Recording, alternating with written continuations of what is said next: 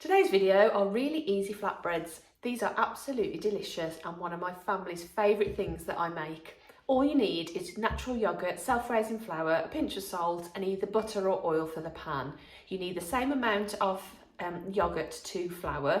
Today I'm going to use 300 grams of both, but as long as you use the same, it doesn't matter what the amount is. So you can use whatever you've got, or you can make more if you've got a bigger family. All you do is you have to mix the yoghurt and the flour together with a pinch of salt, shape them, and then you put them in the pan. So easy. This is what they look like. So they're almost like little mini naan breads. You can see they're so light inside and they're so moist. We have them with our favourite, which is a fish curry, but they'd also go lovely with the chicken tikka recipe if you look at that on my website, or also perhaps chicken tikka masala. They'd be really delicious with that. I've made plain ones today, but you could add some coriander or different spices to them, or you could even add some spices to the oil in the pan to give them extra flavour.